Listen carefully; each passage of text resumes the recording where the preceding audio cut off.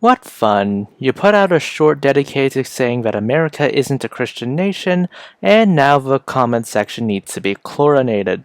Let's start with the stupidity. People are seriously trying to argue about money and the pledge proving America is a Christian nation, and that in God we trust being on the money means that we are a Christian nation. The motto only started appearing on the coinage 7 years after we became a nation. Our earliest copper pieces don't even have it. Meanwhile, our silver coinage had E pluribus unum on them. Also, our earliest seals on our official documents, like this one right here, says E pluribus unum. Just saying, if you want a Christian nation angle, you might want to actually put that in your official seal. It's not like King Charles I's seal says Charles, by the grace of God, of England, Scotland, France, Ireland, King, Defender of the Faith. Now that's a Christian seal. You can't even cite the Pledge of Allegiance either, because under God was among the last words added to the Pledge of Allegiance. This argument holds no water whatsoever. If they are trying to argue that we are a Christian nation from the Founding Fathers' time, then someone should drop a memo to the founders and the Master of the Mint because they didn't care enough to put "In God We Trust" on anything important to the nation despite the ample amount of time to do so. If we're trying to argue America became a Christian nation, then someone ought to tell me when. The Judeo-Christian values line gets parroted so much that all the comments just melded into sludge. For a country founded on Judeo-Christian values, whatever that means, we've done an amazing job preventing such values from ever being codified. Thomas Jefferson is probably the best example of this.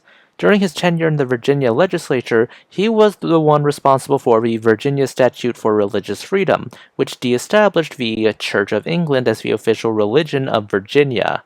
It's not like James Madison was any better. Madison's Memorial and Remonstrance Against Religious Assessments is a document he also passed in favor of not having a state religion. Then there's a matter of the Constitution being flat out at odds with the idea of being a nation purely for Christians.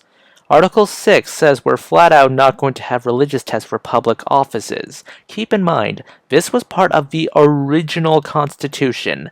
The First Amendment only doubles down on this sentiment, saying that Congress shall make no law respecting an establishment of religion. Keep in mind, the amendments are what amounts to a follow-up email that is sent to correct the first email. We were pretty much secular from the start and only started doubling down. These two parts of the Constitution, plus the 14th Amendment, basically allowed Torcaso v. Watkins to happen, saying, no religious tests, no establishment of religion, that's final. Then there's the argument from personal religiosity. You can cite the personal religiosity of George Washington all you want and use that as an argument that we're a Christian nation, to which I say, that proves nothing. At that point, it's easier to believe that it was just a personal and cultural matter, not one that should be institutionalized all the way down. Not to mention, I could look at other founding fathers like John Adams, who was a Unitarian, or Thomas Jefferson, who was a deist, and say, okay, we're meant to be a Unitarian state, or a deist state.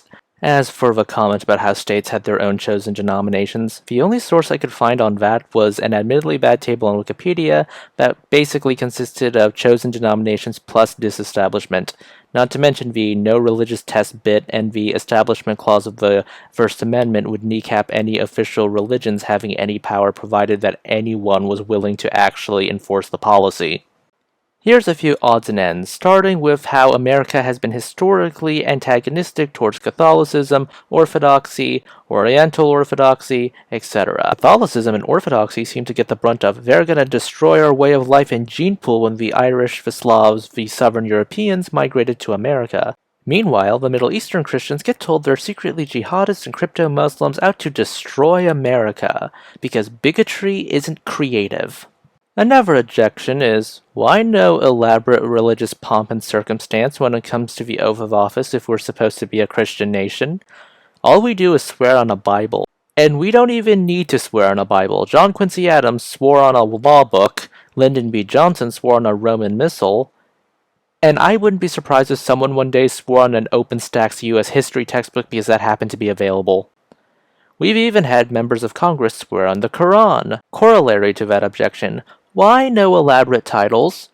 There were a bunch of Christian monarchs sitting in Europe. Meanwhile, America gets President of the United States of America. The Pope, who literally ran a Christian theocracy in what is now Italy, had titles such as Vicar of Christ or Servant of the Servants of God. Monarchs like Napoleon, Francis II of the Holy Roman Empire, and Catherine II of Russia all ruled by the grace of God. For an Islamic point of view, Selim III ruled with titles such as Caliph, Commander of the Faithful, Custodian of the Two Mosques, much like other Ottoman sultans like him. Just saying, the Ottoman Empire made it pretty obvious whose religion they followed. Meanwhile, we just get the simple POTUS, President of the United States of America. Not exactly the most obvious choice for a Christian country. It's pretty clear that Christian nationalism has less to do with a nation that is majority Christian and influenced by Christianity, and more about creating a mythical version of America where everyone is part of the American Evangelical Reformed Apostolic Church of Nativism. I don't know what Mexico's mass attendance rates are, but I'm pretty sure a good chunk of them are practicing Catholics. You'd think Christian nationalists would welcome Catholics. Christian nationalists already like to pretend they're crusaders trying to push out an invading force, and they like basking in awe of cathedrals like this and go whine about how society got degenerate. It's not like the nationalists care about what monastics who spent their time in prayer and fasting have to say.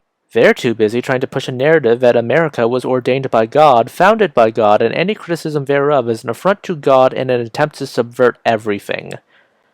That's it. I've chlorinated the comments section enough. If you want to support the channel, do so with the link in the description down below. Go forth, the chlorination has ended.